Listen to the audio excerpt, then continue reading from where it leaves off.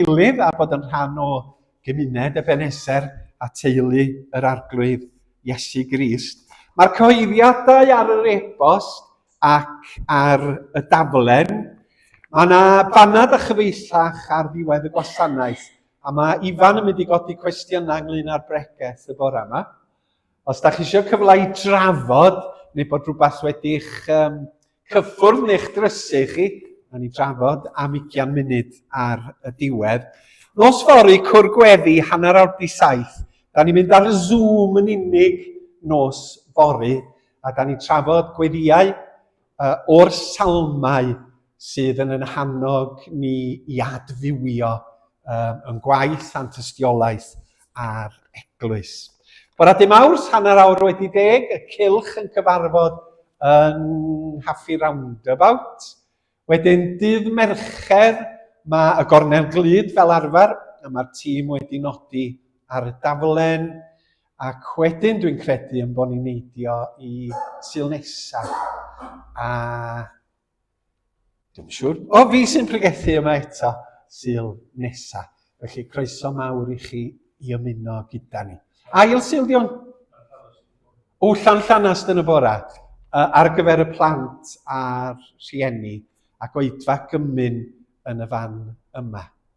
Felly, croeso i chi gyd i ddod. Ail Sul di heddiw, de? Felly, da ni'n casglu bwydydd sych ar gyfer y digartref ac ymgeiswyr lloches. Croeso mawr i chi gyd i roed yma. Beth am y ddarllen gweddi efo'n gilydd? Ga i ofyn i chi ddarllen yr print bras yn y fan yma. Dduw i'n tad, arglwydd nef a llawr, ffynhonnell anerth ein bywyd, molwn a chlodforwn di. Arglwydd Iesu Grist ein gwaredwr a'n gobaith, rhoddwr bywyd yn ei helaethrwydd, molwn a chlodforwn di. Ysbryd Sanctaidd ein diddanydd a'n harweinydd, nerth a bywyd Duw ynom, molwn a chlodforwn di. Dduw, Dad, Mab ac Ysbryd Glân, perffaith mewn undod a chariad, yn ein huno ni a thi ac a'n gilydd, molwn a chlodforwn di, yn awr ac yn oes oesoedd. Amen. A heddiw ar Sul y cofio, pan byddwn ni'n agos i 11, mi fyddwn ni'n cael munud o ddistawrwydd, a gweddi dros y rhai hynny a gollwyd, ac am heddwch yn y byd. Ond wrth i ni gychwyn ar addoliad, byddai'n meddwl weithiau, beth sy'n rhoi ynghalon ni yn y lle cywir wrth i fi addoli? Cos yn aml, da ni'n dod o fyd sydd ddim yn sôn am Dduw, sydd ddim yn ymwybodol o bresenoldeb Dduw, sydd yn gwadu presenoldeb Dduw. Ac wrth i ni gychwyn addoli, sut da ni'n dod i'r tonfedd cywir, wavelength cywir. O'n i'n sôn chydig yn ôl am radio 9, ges i yn Ewyllys 9, radio las efo batri, efo dail. Nid o'r coed, ond cylch da chi'n ei droi, da chi'n gwybod? Ac o'n i'n y nos yn chwilio am Radio Caroline a Radio Luxembourg, a ffeindio'r donfedd a clywed y gerddoriaeth. Be sy'n rhoi ni ar y lefel yno pan da ni'n dod at Dduw? Bo ni'n tiwnio mewn i bresenoldeb Dduw, i lais Dduw, i gariad Dduw yn Iesu Grist. Ac un o'r darna sydd bob tro yn rhoi mawl a diolch yn ynghalon ni, ydy hwn o lythyr Paul at y Filipiaid yr ail bennod. Oherwydd mae o'n dangos be mae Duw yn ei wneud ac wedi wneud yn Iesu Grist. Ac ar ddechrau'r ail bennod, mae Paul isio annog Cristnogion i fod yn wasanaethgar, i fod yn addfwyn, i fod yn ystyriol o'i gilydd o fewn i gynulleidfa, ac ymhellach yn ystyriol o'i teuluoedd ac o'i cymuned. A be mae'n neud ydy cyflwyno Iesu Grist i ni, ac yn deud, byddwch chi fel hyn. A mae'r disgrifiad sydd ganddo fo yn addolgar a rhyfeddol. Ac meddwl fel peidiwch bod am y gorau i fod yn bwysig, ac yn llawn ohonach chi'ch hunain. Byddwch yn ostynedig a pheidio meddwl eich bod chi'n well na phobl eraill. Meddyliwch am y bobl eraill gyntaf, yn lle dim ond meddwl amdanach chi'ch hunain. Dylai'ch agwedd chi fod yr un fath ac agwedd y Meseia Iesu. Roedd e'n rhannu'r un natur a Duw, heb angen ceisio gwneud ei hun yn gydradd â Duw, ond dewisodd roi ei hun yn llwyr i wasanaethu eraill, a gwneud ei hun yn geiswas a dod ata ni fel person dynol. Roedd yn amlwg i bawb ei fod yn ddyn. Yna, diraddio ei hun fwy fyth, a bod yn ifydd hyd yn oed i farw. Ie, drwy gael ei ddienyddio ar groes. Felly dyma Duw yn ei ddyrchafu'r safle ucha a rhoi'r enw pwysica un iddo. Bydd pob glin yn plygu i enw Iesu. Pawb yn y nefoedd ar y ddaear a than y ddaear. A bydd bydd pawb yn cydnabod mae Iesu Grist ydy'r arglwydd ac yn rhoi clod i dduw y tad. A mae'r geiriau yn gwneud i ni ryfeddu at fawredd beth sydd wedi digwydd yn Iesu Grist. Yr ymgnawdoliad bod Duw yn gwisgo yn cnawd ni ac yn gwasanaethu ni. Pwy ydw i, Alun Tudur, i gael Duw yn gwasanaethu fi yn yr arglwydd Iesu Grist? Ac yn ar ôl y marwolaeth mae Iesu'n atgyfodi a mae'n deud fod Duw yn rhoi iddo'r enw goruwch bob enw. Enw'r Iesu di enw mwyaf y bydysawd a'r cysawd a'r greadigaeth i gyd. A'i trad yr chafod gan roi iddo'r enw sydd goruwch bob enw. Hwn yw ein arglwydd ni. Nid yw arglwydd dwy a dima, nid arglwydd deiarol, nid arglwydd treisgar ac ymosodol. Ac yna wrth roi iddo fo yr enw, wrth gydnabod fel y plygau pob glin. Dyma'r addoliad ynde. Yn y nef, mae'r rhai sydd yn y nefoedd a trigolion y nefoedd yn plygu glin i'r Iesu. Ac ar y ddaear, a dyma da ni'n neud yn y bore yma, da ni'n plygu glin mewn mawl i Dduw am Iesu Grist. Ar y ddaear, a than y ddaear, ac y cyffesau bob tafod bod Iesu Grist yn arglwydd. Chi'n teimlo'r mawl? Chi'n teimlo gogoniant yr arglwydd Iesu? A chi'n teimlo presenoldeb Duw gyda ni yn y fan yma. Ac y cyffesau bob tafod bod Iesu Grist yn arglwydd gogoniant Duw Dad. Mor hyfryd, mor freintiedig gyda ni y bore yma. I ddod yn gryw at yn gilydd i blygu glin. Mae'n weithred symbolaidd, da ni ddim yn penlinio erbyn hyn. Byddai weithiau'n penlinio, dim hynna glinia fi ddim be oedden nhw wrthweddio, ond ddim yn gyhoeddus. Maen nhw'n deud i mi yng Nghwrdd Gweddi Ebeneser, oedd yr hen do yn mynd i'r ffrynt yn y Cwrdd Gweddi ac yn penlinio yn y ffrynt mwyn gweddio. Oedd os yr arfer hwnnw i ben. Ond da ni'n cyffesu Iesu Grist. Mae'n hyfryd yn dydi. Gadewch i'r mawl fod yn eich calonna y bore yma. Oherwydd fod Iesu yn fendigedig. A da ni am ganu emyn am yr enw. Iesu'r enw anrhydeddwn. Iesu'r enw folwn ni. Mae'n enw sydd goruwch pob enw arall. Datgan nef a deiar oll fod Iesu'n wir fab Duw. Parhawn i addoli.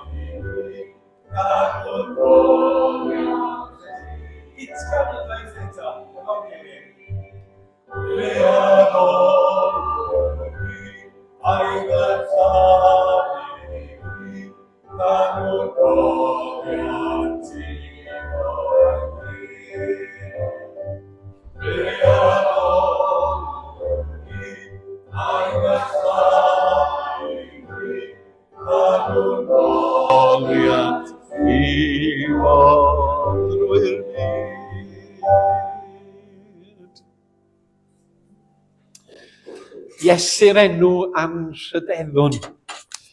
Rwan ta mwy aram eiliad bach, a dwi wedi dewis rhywbeth mewnol i ni, hel y mwy ar duon, amrywiol bethau. A dwi eisiau sôn am hwn mwyn i chi wybod bod pethau ar y gweill.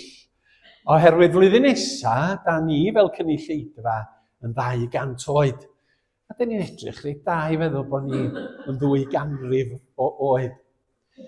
Mi fyddwn ni'n dathlu yn ystod y flwyddyn nesaf, ac mae yna rhyw 4 o ddigwyddiadau yn mynd i fod yn ystod y flwyddyn.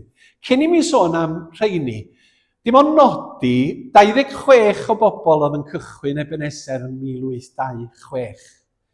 Ac oedden nhw'n cyfarfod, fyddwch chi'n clywed yr hanes y flwyddyn nesaf yn fwy manwl, mewn tŷ tafarn yn y Coeti, Coach House ar Westgate Street. Ac ar y pryd mi oedd Afon Taf yn agosach ac oedd yna angorfa ar gyfer cychod ar nhw symud yr afon nes ymlaen. Oedd i wrth Westgate Street. Ac am 2 flynedd mi oedd y 26 o bobl yma yn cynnal i gwasanaethau. Mi oedd Eglwys y Tabernacl wedi cychwyn 2 flynedd yn gynt. Mae Tabernacl yn 202. Ond be oedd yn digwydd oedd bod ganddoch chi eglwysi mewn gwahanol ardaloedd, a mi oedd pobl yn mynd i'r rheini fel Groes Wen yn Caerffili. Mae allan yn y wlad y tu allan rhyw 2 filltir o Gaerffili.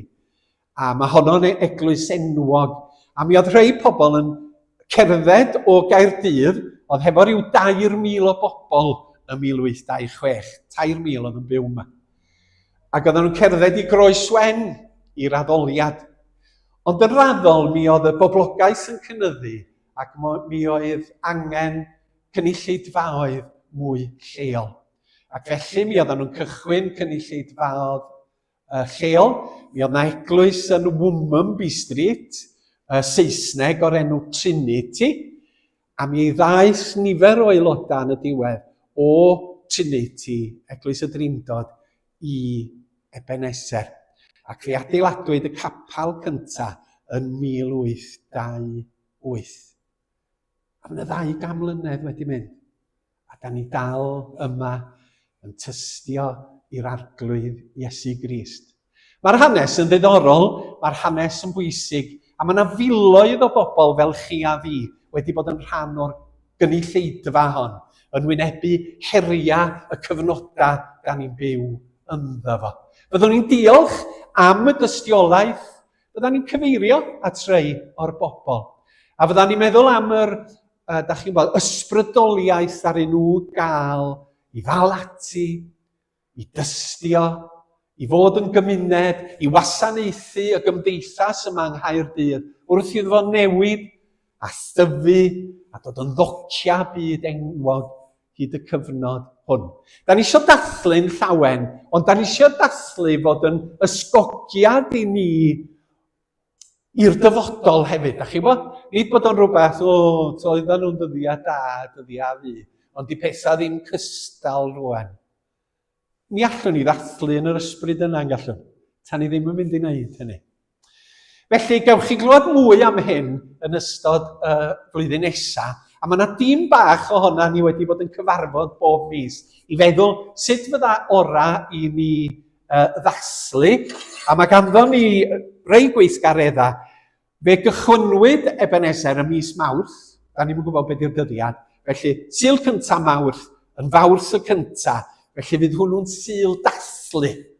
Mi gawn ni wasanaeth arbennig ac un neu ddau o bethau eraill ar y Sul hwnnw. Da ni'n trefnu traeth gerdded o Womerby Street i Cornerstone, ac yn ymweld â 2 le ar y ffordd a ddydd Sadwrn, rhoi peth o'r hanes yn y fan honno.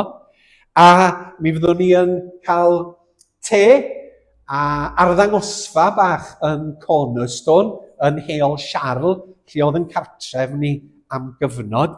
Mi fydd ganddo ni gyngerdd y dathlu mewn cydweithrediad a pwyllgor elusen Ebenezer, ac hefyd da ni'n ystyried darlith goffa Emlyn Jenkins. Oedd Emlyn Jenkins yn weinidog, oedd ymrawd Geraint o mlaen ni, oedd Emlyn Jenkins am 35 mlynedd o flaen Geraint. Felly darlith goffa Emlyn Jenkins i rannu, ond does dim mwy o fanylion eto. Felly, os gallwch chi helpu, byddwn ni'n dod ar eich gofyn chi, y cacan, chydig o fwyd, bydda ni yn gwerthfawrogi bod chi yn gwir fodoli. Felly mae rhannu gwybodaeth wrth fwyara yn bwysig. Pen-blwydd Ebenezer. Ac wrth sôn am Bena Blwyddi, mae yna un yn ymplith ni wedi dathlu phen-blwydd arbennig yn ystod yr wythnos dwytha. A dwi'n meddwl bod 2025 y flwyddyn dathlu pen-blwydd enfys oherwydd mae wedi cael lot o ffrindiau balli dathlu. Felly, da ni ddweud pen-blwydd hapus wrth enfys ac yn dymuno iechyd a llwyddiant i ti yn ystod y blynyddoedd sydd yn dod. Gewch chi ofyn iddi faint oddi oed ti, oherwydd o'n i ddim yn credu. Mae gen i ysbryd ifanc fel lot o hynna chi. Felly beth am i ni ganu pen-blwydd hapus i enfys? Pen-blwydd hapus i ti, pen-blwydd hapus i ti, pen-blwydd hapus i enfys. Pen-blwydd hapus i ti. Ebe? Ebe? Ebe? Llongyfarchiadau. Reit gweddi, mae yna gymaint o bethau i weddio drostyn nhw. Os ganddoch chi awgrym bore yma, rhywbeth penodol da ni angen gweddio drosto fo, yn y byd neu yng Nghymru? Ffadwn? Un o'r gwynfydau. Pa un? Diolch i chi, Malcolm. Addas iawn.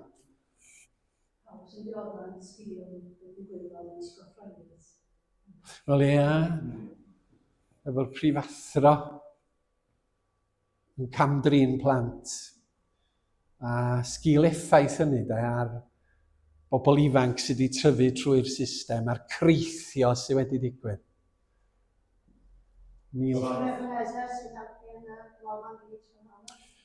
Yn sicr, Criw y Gornel Glud, mae yna sildwytha, fel dwi'n dallt, o'na tua 100 o bobl gwestai.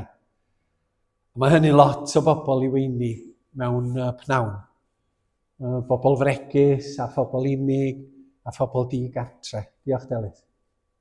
Wel, thema hanesyddol, wrth gwrs, mae un gyfri Efoca, Caerdydd wedi marw yn ystod wythnos, yn Gwilym Roberts. O, ie. Raniad arbenigol yn gyfnod. Ie. O safbwynt Cristnogol, edrych ar Catrin yna, fel Gwilym o'r organig yn dechrau yn 1990. Ie, ie. Diolch i ti, Gwilym.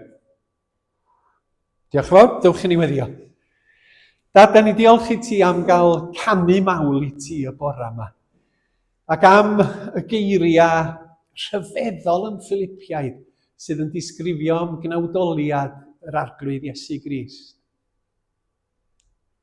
Fe enaid gweladasrwydd y person rhyfedd hwn. Dy fywyd mentra arno ac arno rhod y bwn. Mae'n ddyn i gyd ymdeimlo a holl wendidau i gyd. Mae'n dduw i gario'r orsedd ar ddiafol cnawd a byd. Yr Iesu yw ein brenin yn harglwydd buddigoliaethus a godidog. Yr hwnna ddaeth i'n wasanaethu ac i dy wasanaethu di yn y byd yma sydd mor anghennus, mor golledig, a mor ddigyfeiriad ar hyn o bryd. A phobl yn chwilio am atebion ym mhob man, ond yno ti mewn gwirionedd. A Chenedl y Cymru yn chwilio am atebion i'w dryswch ym mhob man, ond yn dy anwybyddu di ac yn anwybyddu datguddiad, dy gariad a iachawdwriaeth yn Iesu Grist. A da ni'n dyheu bydd eraill yn clywed y newyddion da, y newyddion da yma sydd yn dod am maddeuant pechodau, y newyddion da yma sydd yn codi yn calonna, y newyddion da yma sydd yn fynegiant o gariad, na fydd byth yn darfod, sydd yn ysgogi cariad yno ni ata ti, a chariad tuag at yn cydddyn a'n gilydd. Gweddion y bydd yna adnewyddiad ysbrydol yn plith ni. Y bydd pobl yn teimlo atyniad, yn clywed y lais di yn ei galw nhw yn ôl ata ti. I ddod i wrando ar y gobaith yma sydd byth yn darfod. I ddod i wrando ar yr newyddion da sydd yn anorchfygol yn yn byd ni. Da ni'n edrych ar y newyddion ac yn gweld tristwch, newyddion drwg sydd yn cael ei adrodd yn amlaf tan yr and finally. Newyddion drwg am wrthdaro, newyddion drwg am ryfel a newid, newyddion drwg am bobl yn cael eu camdrin. A da ni'n gwybod fod yna atebion yn ddefengil ryfeddol di i holl anghenion y byd hwn. Ti'r dysbryd yn rymus i'r byd yn gyffredinol. Ti'r dysbryd yn rymus i Gymru, i'n cenedl ni. Ti'r dysbryd yn rymus i Ebeneser, dy deulu di. Wrth weddio, mae yna nifer o betha'n dod i'n meddyliau, ond da ni'n cyfyngu yn gweddia i rai pethau yn benodol. Gwyn ei fyd y tangnefeddwyr, medd y Gwynfyda. Ac fe weddiwn ni na am heddwch y sul hwn, sul y cofio. Fe weddiwn y bydd cenhedloedd yn rhoi heibio i harfau ac yn chwilio am ffordd ddi-drais i ddelio gyda'r anghydfod a'r anhapusrwydd sydd rhynghynt. Ble bynnag mae yna ryfel yn digwydd a mae yna lawer o lefydd y bore yma, lle mae yna gasineb a trais. Fe weddiwn am heddwch. Yr heddwch hwnnw a ddaw o'r dangnefedd di. Ukraine a Rwsia, Somalia, rhai o wledydd Affrica, rhai o wledydd De America, Israel, Llain Gaza a'r Palestiniaid. Dyhewn am weld heddwch a chyd ddealltwriaeth. Symudwn yn gweddi ystyried rhai hynny a ddioddefodd yn sgil ymddygiad gwarthus a dieflig Neil Foden wrth ymdrin a phlant a phobl ifanc. Fe wyddos di pwy ydy'r rhai hynny a effeithiwyd. Y bobl hynny a greithiwyd mewn dryswch mawr oherwydd trais y dyn yma tuag atyn nhw. Nid i helpu nhw i ddelio hefo'r problemau meddyliol, y problemau sydd ganddyn nhw yn eu bywydau. A rho gymuned o'i cwmpas nhw yn gynghorwyr, yn deulu, yn ffrindiau, fydd yn barod i wrando arnyn nhw, yn barod i geisio lleddfu y briwia. Ac fe weddion yn erbyn unrhyw un sydd yn camdrin eraill, yn blant, yn ieuenctid, yn oedolion, ac yn camddefnyddio ei sefyllfaoedd o awdurdod mwyn gwneud drwg. Atal ei dylanwad, atal ei rhyddid, a gad i bobl fod yn ddigon dewr i weiddi pan maen nhw'n gweld pethau o'i le o fewn ei cymuned, fel yn bod ni'n symud tuag at atal y math peth yma rhag digwydd.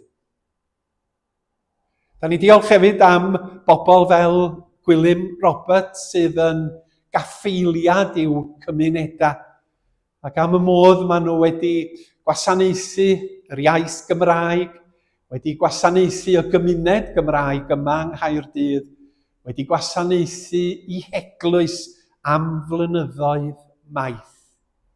Da ni'n gofyn y byddi di'n agos at i deulu fo ac at bob teulu sydd yn galaru heddiw yma ac wedi cael ei bylchu gan angau. Yn cofio am rai annwyl sydd wedi marw. Da ni'n gofyn y bydd goleuni atgyfodiad yr arglwydd Iesu yn llewyrchu'n glir iawn ar ei llwybr. Ac yn yr arglwydd Iesu nid gan farwolaeth y mae'r fuddugoliaeth, ond gan Iesu a'i bobl. Yn ddo efr ydym yn ennill buddugoliaeth lwyr trwy'r hwn a'n carodd. Wrth gloi, fe gyflwynwn yn teuluoedd i gyd, pawb da ni mewn cysylltiad â nhw, yr rhai oedrannus yn teuluoedd, yr rhai sydd o'n un genhedlaeth â ni, a da ni'n meddwl hefyd am yn plant, ac am yn wirion yn hanes rhai ohona ni.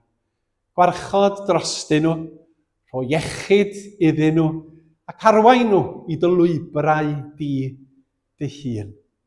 Gofynnwn hyn yn enw Iesu, a'n dysgodd i weddio gan ddweud, ein tad, sancteiriau'r enw, y deyrnas, meler dewyllus. Heddiw ein bara beunyddiol, a maddau ni, fel yr ni wedi maddau i'r rhai a droseddodd i'n herbyn, a phaid handwyn i braw, ond gwared ni rhag drwg, oherwydd eiddo ti yw'r deyrnas a'r gallu a'r gogoniant am byth. Amen.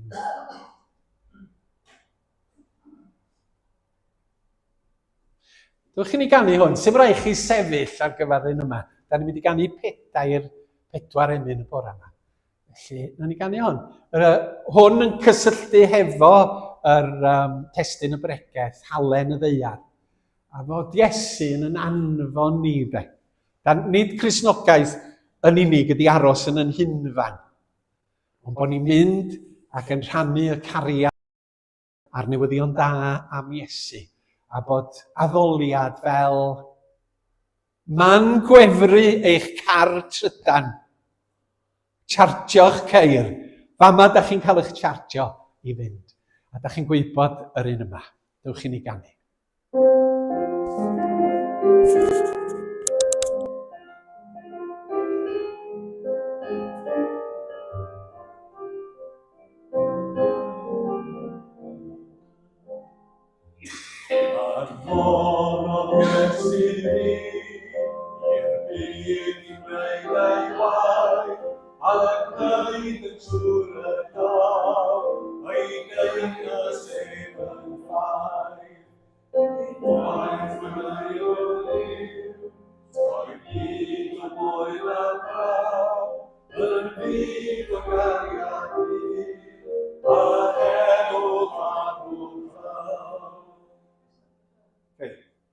Cyfarwyddyd gan y cyfarwyddwr Ger. Anfonodd Iesu fi 2 waith. Cyn mynd ymlaen at y darn nesaf. Diolch, Catrin. Anfonodd Iesu fi, i'r byd i'w wneud ei waith, ac wneud yn siŵr y daw, ei deyrnas eich yn flaen. Anfonodd Iesu fi, i'r byd i'w wneud ei waith, ac wneud yn siŵr y daw, ei deyrnas eich yn flaen. Nid gwaith ac olion yw, troi byd o boen a braw, yn byd o gariad hir, a herwch a gochaw, anfonodd Iesu fi, i wirhau ei byd, o ddiwrnod o helpu'n neu, ewyllus di o hyd. Da iawn o well yr ail tro, diolch yn fawr i Catrin am cyfarwyddo ni. Dyma'r darlleniad y bore yma, da ni'n parhau efo'r bregus ar y mynydd. Fel hyn mae'r darlleniad yn mynd, chi ydi halen y ddeiar. Ond pan mae'r halen wedi colli ei flas, pa wbaith sydd i'w wneud yn hallt eto? Dydy y ddau ddim ond i'w daflu ffwrdd a'i sathru dan draed. Chi ydi golau sydd yn y byd. Mae'n amhosib cuddio dinas sydd wedi adeiladu ar ben bryn, a does neb yn goleuo lamp i'w gosod dan fywlen. Na, da chi'n gosod lamp ar fwrdd mwyn iddi roi golau i bawb yn y tŷ. Dyna sut dylai'ch golau chi ddisgleirio, mwyn i bobl foli'ch tad yn y nefoedd, wrth weld y pethau da da chi'n gwneud. Pidiwch meddwl fy mod i wedi dod i gael gwared a chyfraith Moses ac ysgrifau'r proffwydi. Dim o gwbl, dwi wedi dod i ddangos beth mae nhw'n ei olygu.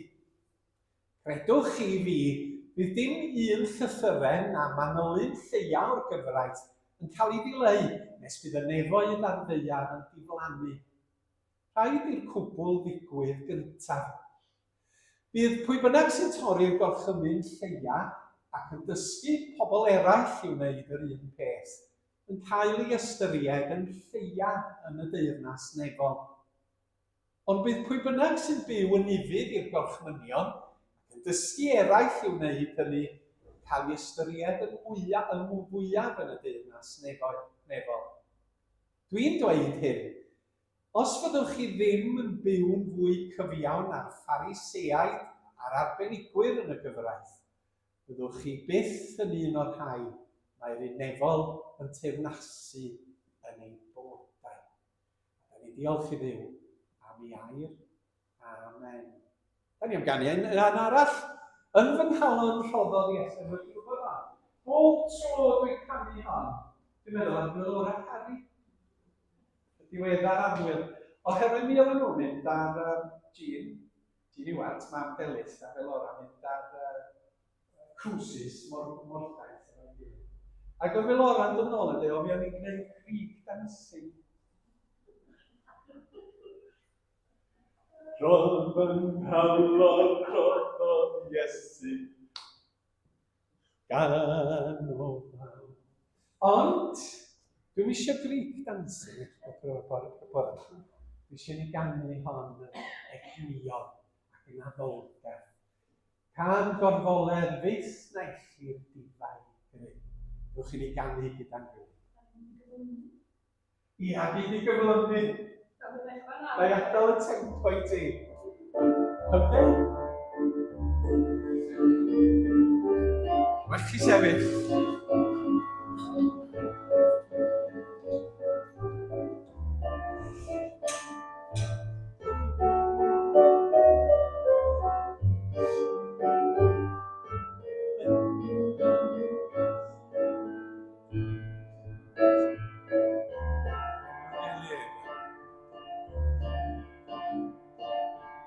Yn gynhalon roddodd Iesu gan o faw.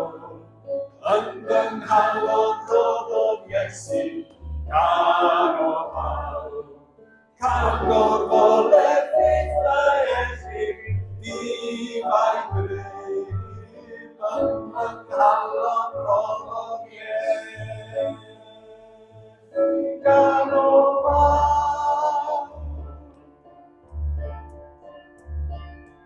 Dysgodd Iesu ni fyw mewn harmoni.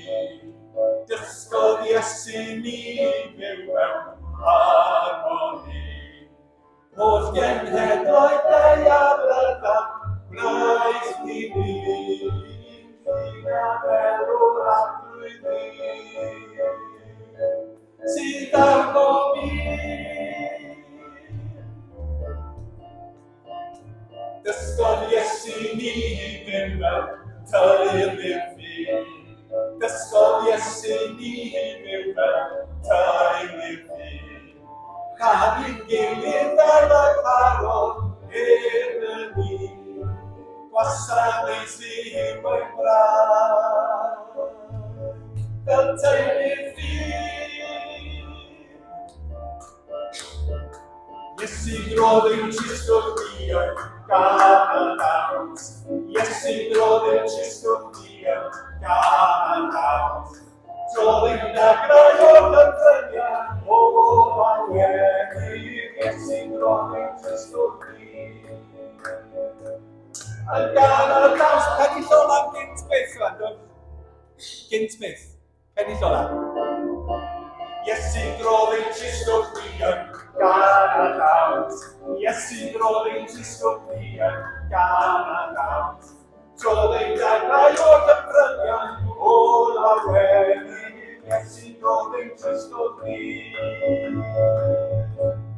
yn gan y dawns. Dwi'n siŵr bod ni'n gwneud ti lot cynt pan byddwn ni'n iau.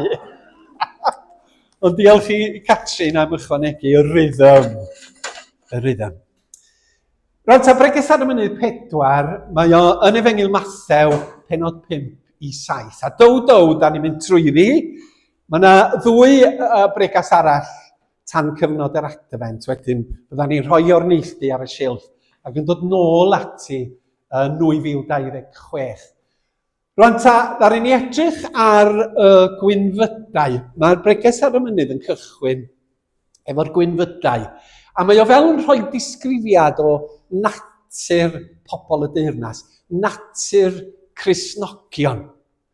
A mae yna 8 disgrifiad, tlodion yn yr ysbryd, rhai sy'n galaru, rhai addfwyn, newynu a sychedu am gyfiawnder, rhai trigarog, rhai pur eu calon, tangnefeddwyr fel oedd Malcolm yn sôn, a rhai airlidwyd o achos cyfiawnder. Mae hwn yn ragymadrodd sydd yn rhoi naws ag ysbryd teyrnas Dduw. Dydy ddim yn deyrnas gas, dydy ddim yn deyrnas anghyfiawn, ac felly mae'r bobl sydd yn pobl y deyrnas i fod hefo'r nodweddion yma yn perthyn iddyn nhw. O rwan ta allwch chi wrth ystyried y gwynfyda feddwl, o dydy hwn mond yn rhywbeth ysbrydol, rhywbeth yn ein calon ni, rhywbeth personol yn unig ydy Cristnogaeth. Ac felly, da ni'n addoli ar y ddydd Sul, a da ni'n meddwl am y geiriau yma, ond does gynnu nhw ddim byd i wneud efo'r byd go iawn y tu allan da ni yn ei fyw o ddydd i ddydd. Ond mae Iesu, dwi'n meddwl, yn sylweddoli hyn, a mae'r Ysbryd Glân wedi gosod y darn bach nesaf yma wedyn, sydd yn dweud, mae hwn yn ymwneud â'n bywyd teuluol, cymunedol, gyrfa, hamdden, da ni yn rhan ohono fo hefyd. Oherwydd, beth sy'n cael ei ddeud yn syth ar ôl y gwynfydau ydy'r rhain, a da ni'n mynd i ganolbwyntio ar yr un cyntaf. Chi ydy halen y ddeiar. Ond pan mae'r halen yn colli ei flas, pa wbaith sydd i'w wneud yn hallt eto? Dydy o'n dda i ddim, ond i'w daflu ffwrdd a'i sathru dan draed. Felly, ar ôl sôn am yr nodweddion yna yn y gwynfydau, mae o'n deud yn syth, chi, fy mhobol i, ac oedd o'n siarad hefo'i ddisgyblion yn doedd, mae'n deud yn yr adnod gyntaf o'r 5 bennod, bod o wedi mynd o'r neilltu, bod y disgyblion wedi dod ato, a bod o'r Iesu'n athro sydd yn dysgu.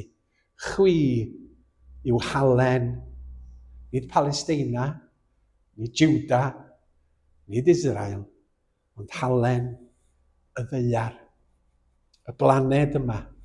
A da chi'n gwybod, rhyw chydig o sparblins oedd ganddo fo fel disgyblion yn y fan yma, de?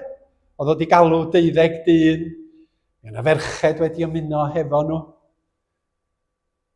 Ac oedd o'n deud wrthyn nhw, grandwch, chi ydy'r halen sy'n mynd i effeithio ar y byd yma i gyd, y ddeiar gron. Mae'n deud hynny efo'r goleuni hefyd ydy, chwi yw goleuni y byd. Hynny yw, mi oedd Iesu'n ymddiried yn y disgyblion yma. Mae'r Iesu'n ymddiried yno ni, yn bod ni'n teimlo'n wan ac yn aneffeithiol, i fod yn halen ar y ddeiar yma ac yn y ddeiar yma. A mae hon yn her i ni. Mae'r ddau ddarlun yn rymus gan yr arglwydd Iesu, ond mae yna natur gwahanol i'r ddau, ond oes? Mae halen yn gweithio'n dawel, mae goleuni'n gweithio yn gyhoeddus. Da chi'n mynd rhoi lamp dan lester, ond da chi'n cael un y tŷ mwyn iddo fo ddileu y tywyllwch, a bod chi'n gweld y gweithredoedd da. Ond mae halen, a dim ond hefo hwn dwi'n mynd i aros, un condiment bore yma, yr halen, heb fynd at yr ail y goleuni. Chwi yw halen y ddeiar. Rwan ta, mae'r eglwys i fod yn hallt. Rwan ta, da ni'n defnyddio y gair hallt. Oedd deiriad i'n hallt. Mae yna bobl hallt. Nid yn yr ystyr negyddol yna dwi'n dweud, mae'r eglwys, ond yn yr ystyr salty. Mae'r eglwys i fod yn hallt. Yn yr hen fyd, prif ddefnydd, neu y defnydd pwysicaf i halen oedd i gadw cig rhag pydru. Byddai'n sôn am y 4 peth yma, mae'n cadw, mae'n rhoi blas, mae'n peri syched, a does dim angen ond ychydig. Ond y defnydd pwysica yn yr hen fyd, bydd heb ffridge, na rhewgell, na gawyru, doedd dim modd cadw cig yn ffres am gyfnod hir, oherwydd i fod o'n mynd i bydru. Felly mi oedden nhw'n defnyddio halen, oherwydd i fod o'n fodd i gadw y cig am gyfnod o fisoedd oedden nhw'n gwneud yng Nghymru, yn halltu y mochyn yn dodden. A mae'r rhai ohona ni mor hen, da ni'n cofio'r mochyn yn hongian yn y sgylleri neu yn y pantri wedi cael ei halltu. Ac oeddech chi'n gallu mynd efo'ch cyllall, nes i rioed yn torri darn ohono fo, a'i ffrio fo i brecwast. Oherwydd mae'r halen yn stopio pydredd yn y cig. Mae o'n preservative naturiol. Ac oedd o'n cael ei ddefnyddio drwy rwbio fo i mewn i'r cig, neu drwy roi y cig mewn dŵr hallt am gyfnod. A dwi'n tybio bod hwnnw'n lladd bacteria falle, ac yn dinistrio'r hyn oedd yn peri pydredd. Pam fi farw David Livingstone, da chi wedi clywed am David Livingstone, oedd yn genhadwr yng nghanolbarth Affrica. Dyma yr cydweithwyr oedd ganddo fo yn torri galon o'i gorffo ac yn claddu galon yn hir Affrica, lle oedd wedi gweithio. Ond fe gladdwyd i gorffo yn Westminster Abbey. Annibynnwr oedd David Livingstone gyda llaw o'r Alban, ond mi oedd wedi cael ei weld fel arwr Cristnogol. Sut oedden nhw wedi claddu gorffo? Oherwydd do'n am jets, do'n am cychod sydyn i ddod o Affrica. Do'n am ddim Suez Canal, dwi ddim yn credu. Ddaru nhw halltu i gorffo. Halltu i gorffo. A dod a'i gorffo draw i Lundain mwyn claddu y corff yn Westminster Abbey. Atal pydredd. Felly, yn sylfaenol, be mae'r dywediad yma gan Iesu yn ei ddweud, chwi yw halen y ddeiar, ydy fod gwaith teyrnas Dduw, fod pobl Iesu Grist, i fod yn gyfrwng i gadw'r byd a dynoliaeth rhag pydru, i fod yn le da a daionus a chyfiawn a llawn cariad a heddychlon a tangnefeddus i fyw ynddo fo. Oherwydd fel da ni'n gwybod, mae yna duedd trwy'r adag o fewn i bobl i gasau, i ryfela, i adael i'r bregus gael ei camdrin, i anwybyddu'r clawd, i ddinistrio. Edrych ar Gaza. Mae'r duedd yma at bydredd does trwy'r adag. Mae pobl yn dweud diwedd y ganrif, da ni'n datblygu fod yn byd gwell ac yn rhagorach. Ydan mewn rhai ffyrdd. Ond da ni dal mewn tywyllwch ac ar goll. Ac felly wrth ddeud chi yw halen y ddeiar, oedd Iesu'n dweud, mae eisiau chi stopio y byd yma rhag pydru a syrthio i dywyllwch. A mae'r geiriau'n awgrymu fod yr eglwys fel halen yn gwrthweithio diriwiad o bob math mewn anghyfiawnder, clodi, rhyfel, digalondid, salwch. A dyma mae Iesu'n ei gynnig ac felly nina fel pobl iddo fo. Ac gymryd cam pellach, mae'n golygu fod pobl y deyrnas, chi a fi, Cristnogion, o fewn i'n cymuned i weithio fel halen. A mae halen yn gweithio'n dawel, dydy. Di halen i'm yn tynnu sylw at y fo'i hun. Felly meddyliwch am gylchoedd eich byw, teulu, gwaith, y gymuned yma yng Nghaerdydd. A be mae Iesu'n ei ofyn ydy, sut ydych chi'n gweithio fel halen yn yr gymysgfa yna, sef eich bywyd chi? Yn dod â daioni, yn gwrthwynebu pethau negyddol a chas a drwg, ac yn dod â fy nheyrnas i i'r man lle rydych chi yn byw.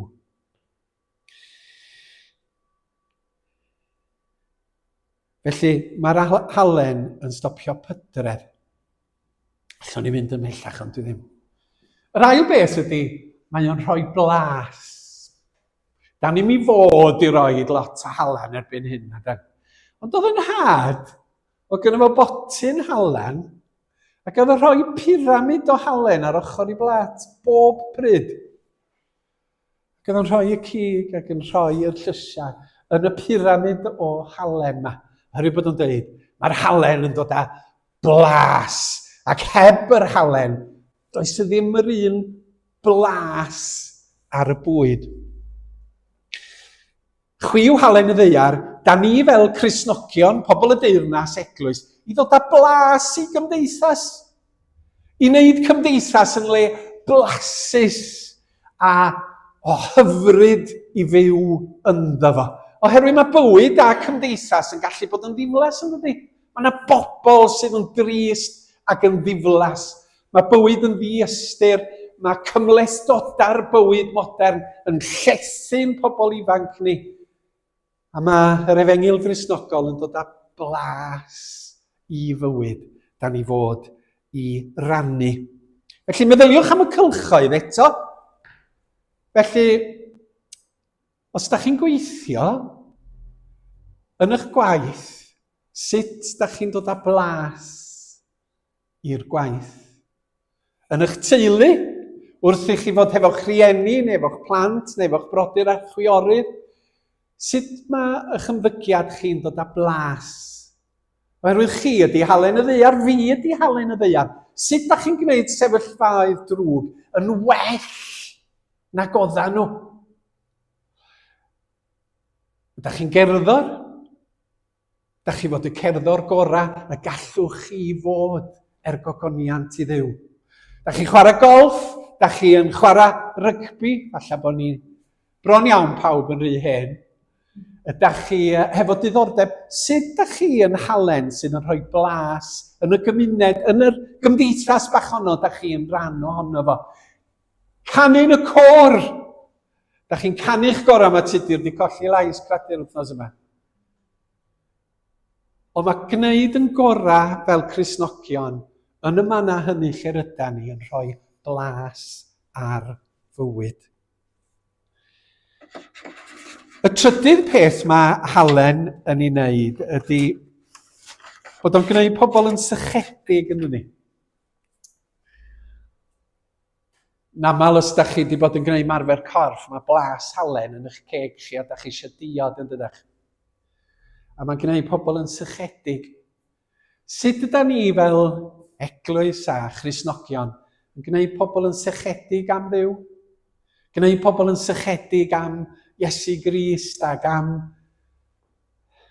yr hyn mae o di wneud drosta ni. Mae halen yn gwneud pobl yn sychedig. Ac yna yn olaf, mae chydig bach o halen yn gwneud gwahaniaeth mawr. Mae dim ond un gronyn ohono yn gwneud gwahaniaeth i fwyd. Maen nhw'n deud na dyn bychan bach oedd William Wilberforce. Dyn bychan, dyn oedd yn sal. Ond eto i fod o'n bychan, mi nath o waith aruthrol i'r byd cyfan yn sefyll yn erbyn y fasnach mewn caeth weision. Oedd o'n styfnig, oedd o'n benderfynol, oedd o'n gallu trin geiriau, a fe safodd o yn erbyn yr ymerodraeth Brydeinig, yn gofyn iddyn nhw rhoi'r gorau i fasnachu caeth weision. Ac yn y diwedd, oedd un gwleidydd arall di galw fo'n shrimp, Ior y shrimp, yn San Steffan. Ond yn y diwedd, y dyn bychan penderfynol yma, wnaeth les arhosol i'r byd drwy ddileu caeth wasanaeth yn ymerodraeth Prydain. Da chi mond angen chydig o halen i roi blas ar fwyd. Ac felly nina. Chwiw goleini'r byd, meddai'r Iesu. Sut ydych chi yn oleini y byd? Ydan ni'n halen mwyn i enw. Amen. Reit, da ni am ganu yr emyn yma, ac yna mi fyddwn ni'n cael munud o ddistawrwydd ar Sul y Cofia. Nath rhai ohono ni ymarfer hi ar y cychwyn, a fydd Catrin yn chwarae trwy'r citgan sy'n dechrau wedyn y pennill.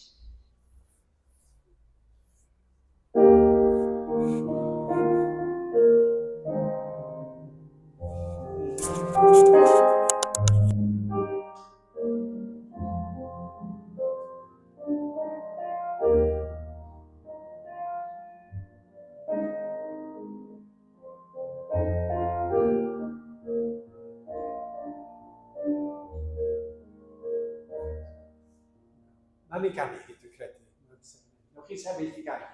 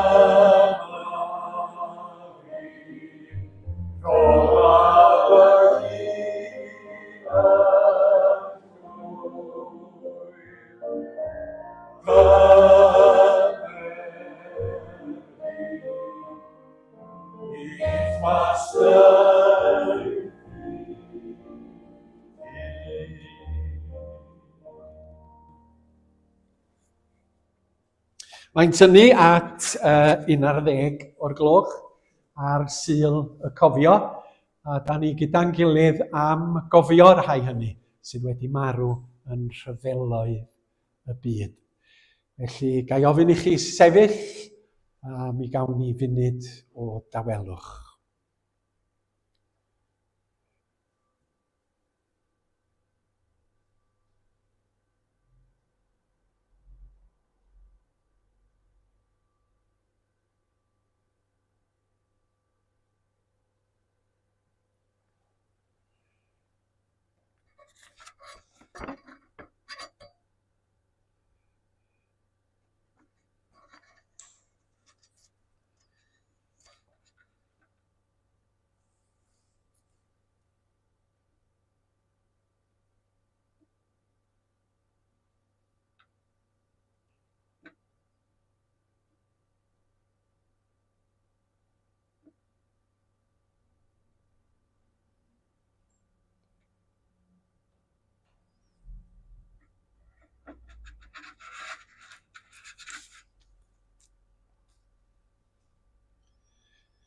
Gawn ni gydweddio. O arglwydd pob tosturi a phob aberth, Duw a thad Iesu o Nazareth a drigarhau wrth y galarwyr gynt. Deuwn atat yn awr i goffau o dan dy fendith, yr rhai hynny a laddwyd mewn rhyfeloedd yn ystod ein hoes ni ac ym mhob oes o'r blaen. Cofiwn yn dyner am rinweddau heirdd yr rhai a fu farw yn y rhyfeloedd a fu. Ei heidd garwch a'i hawdd garwch, ei hoen a'i nwyddiant, a'i blas ar brofiadau bywyd, a'i hiraeth am fyd gwell. Cofiwn am bawb a fu mewn galar a phryder a dychryn o golli'n anwyl mewn dull mor erchyll. Par i ryfeloedd beidio trwy'r ddaear. Dis gen i ymddiried yn o ti, as dynerwch, as farn, as gyfiawnder a chybol, ac nid yn yr arfau a fo'n dinistrio ac yn chwalu'r harddwch a grewyd gennyt. Hyrwydd ar ymchwil am dangnefedd trwy'r byd. Nertha dystiolaeth dy dangnefeddwyr, ac wna hwy'n barod i wynebu pob erlyd a phob drygair a phob cymdeithas o ddynion. Dyroi ni i bob cenedl dy gyfiawnder, dy burdeb, dy dosturi, dy hedd. Una ddeiar a nef yn y cymod a ddaeth trwy groes ein harglwydd Iesu Grist. Amen. A gawn ni atrodd y gras efo'n gilydd. Gras sy'n harglwydd Iesu Grist, a chariad Dduw, a chymdeithas yr ysbryd glân, a fyddo gyda chwi oll, o'r awr hon hyd byth. Amen. Cofiwch bod yna banad yn dilyn, a mae Ifan yn mynd i arwain